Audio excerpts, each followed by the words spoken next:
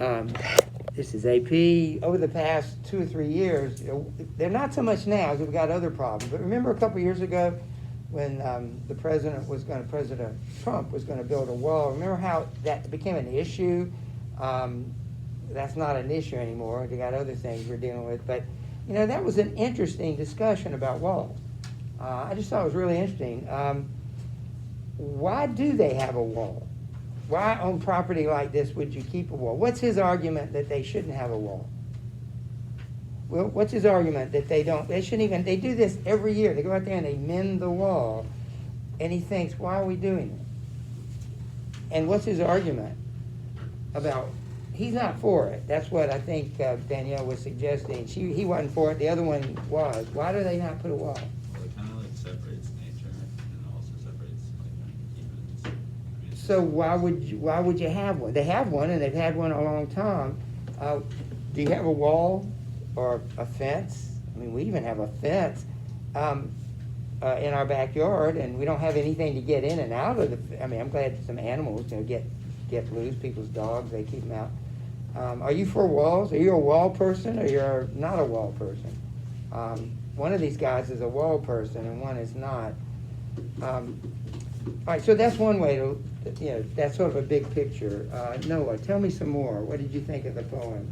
Hopefully, don't forget the big questions.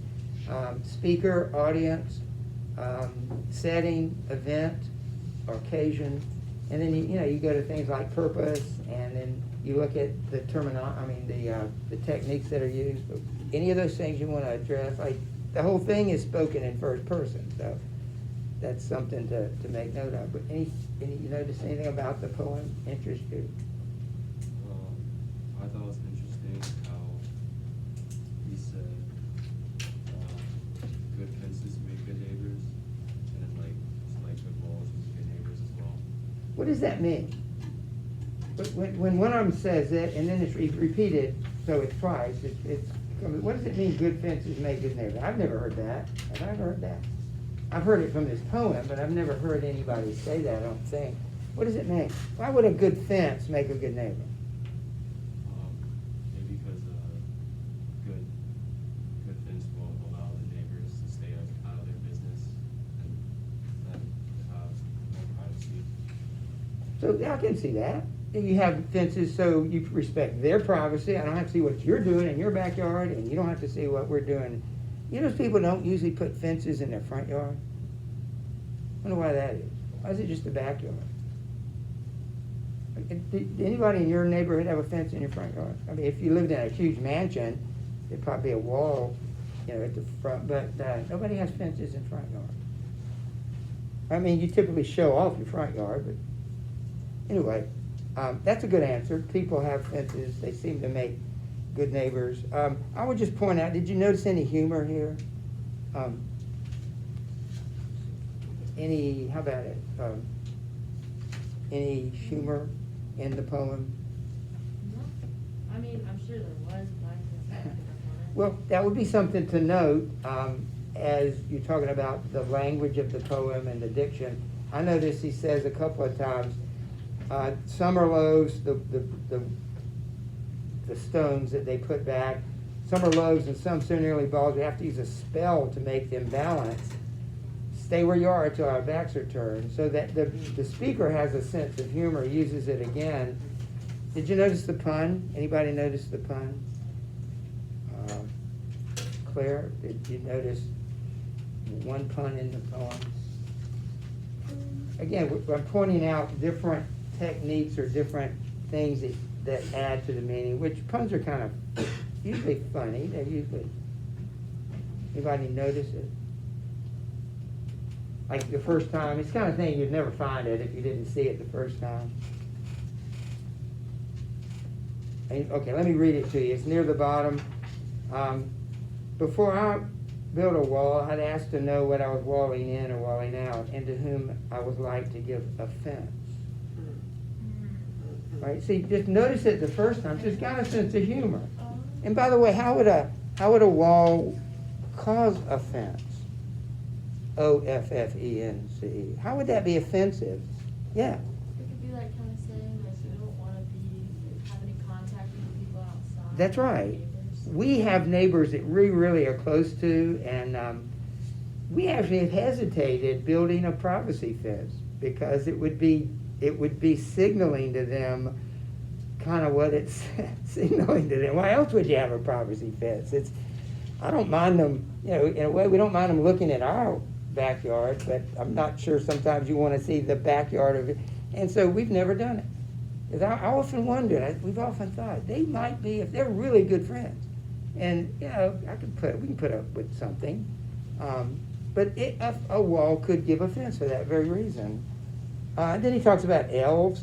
So, the speaker, he said, maybe it's elves out here. Maybe they come and they do it. So he's kind of making fun of it. What does the poem say, Eloise, about tradition? That was what Danielle brought up at the beginning. What is the poem? Because this is a tradition. They do it every year. They do this every year because it breaks down during the year. And they don't know why, because they're not out there. We're talking about big backyards, maybe several acres. So you actually don't see the fence. You just have to go to where the fence is. But Like the neighbors, like, so set in his ways, and like, so focused on like tradition and doing the same thing, that he doesn't want to do something new.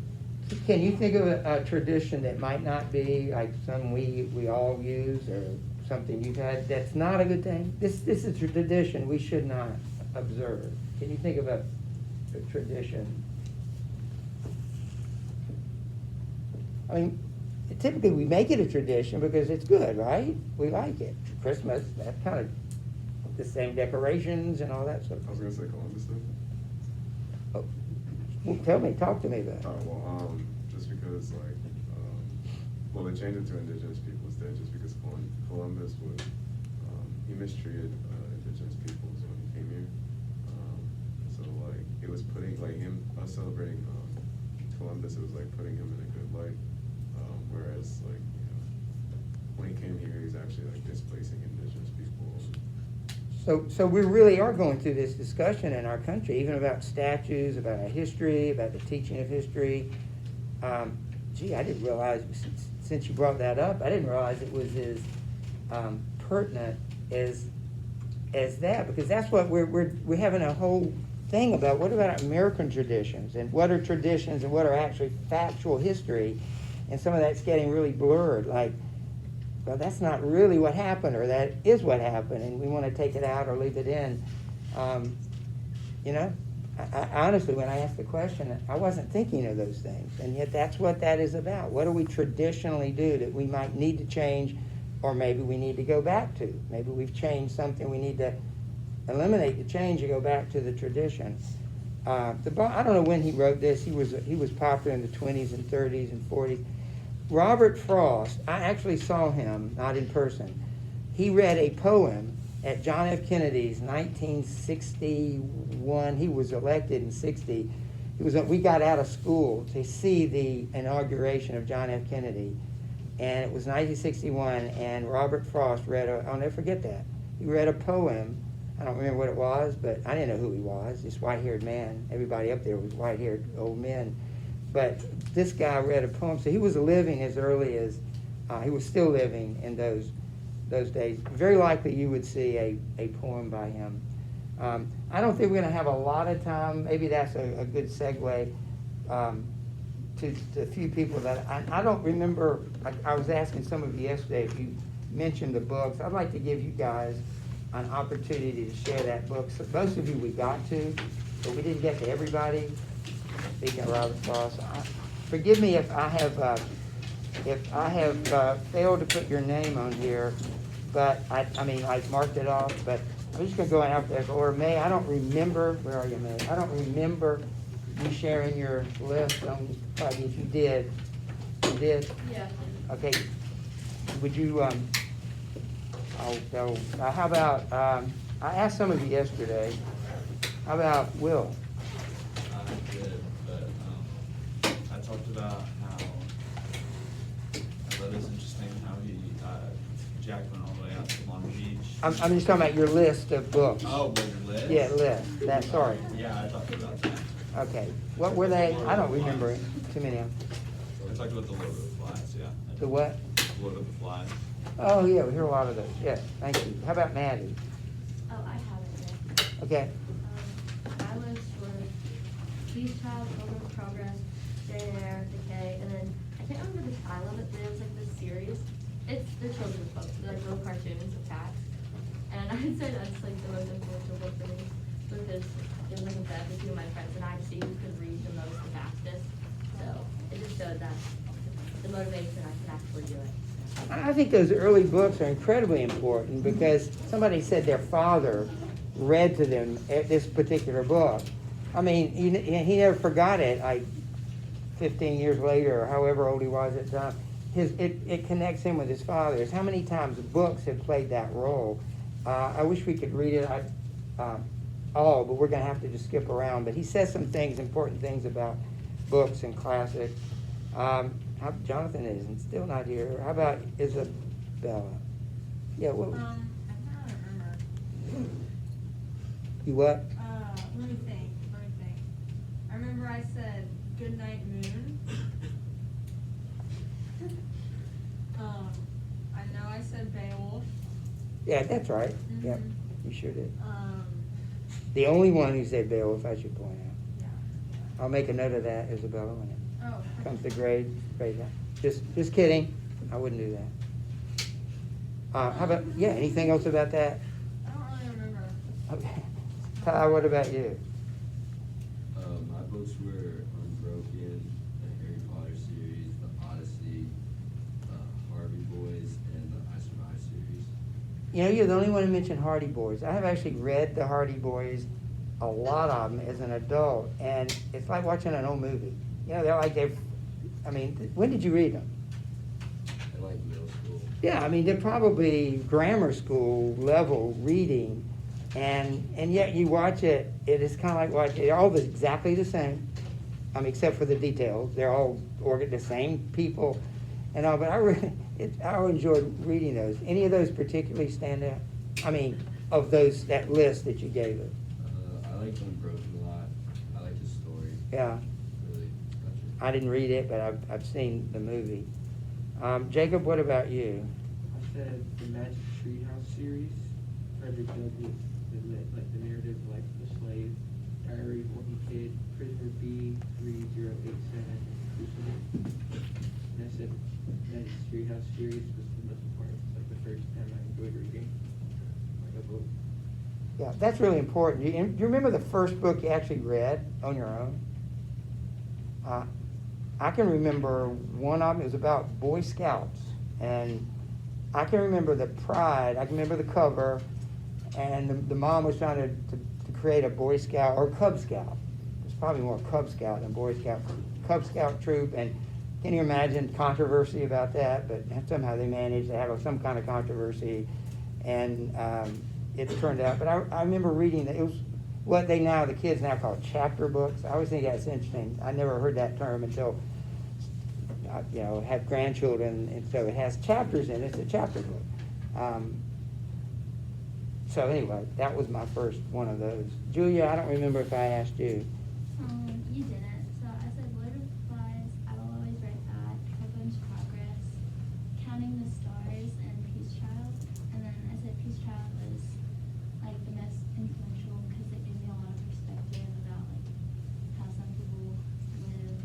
I guess not most people, but yeah. Yeah, that book shocks me as to the people that went out there. You take a little 9-month-old and your new wife, you're in your 20s, and go to a place that they would not only kill you, they'd eat you after they killed you. I can't imagine that. So that book, I read it every year, or we read it and talk about it. Do you have the questions for reading? Because I do have some. Do you have any questions on the chapter?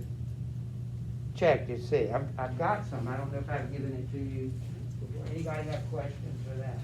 We haven't done it yet, but I didn't know if I already gave it to you. Reading. That's the chapter called that we're going to read in Walden. Check and see if you have a set of questions with the title is Reading. That's the title of it.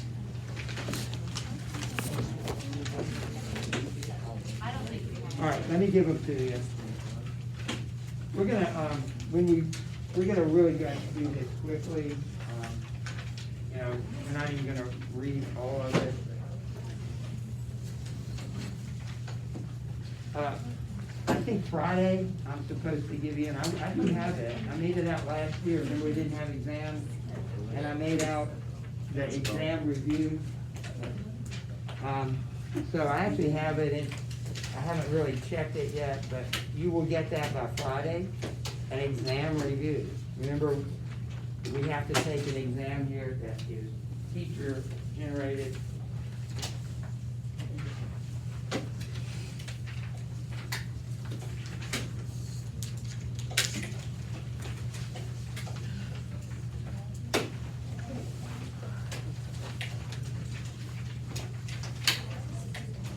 Right, so we don't even have time today to begin this. We'll bring this with you tomorrow. We may do another one, poem tomorrow. Read the book. Next week we'll have another discussion. I've got a couple of things I'll get back to you tomorrow. So I think we're good to go.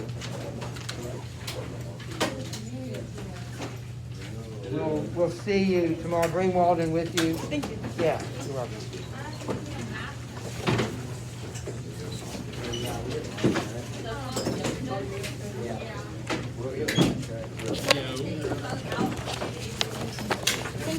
Yeah, we'll see, Manny. What was the book you said on there? Thank you. Yeah, you're welcome. Anyway, I like your book.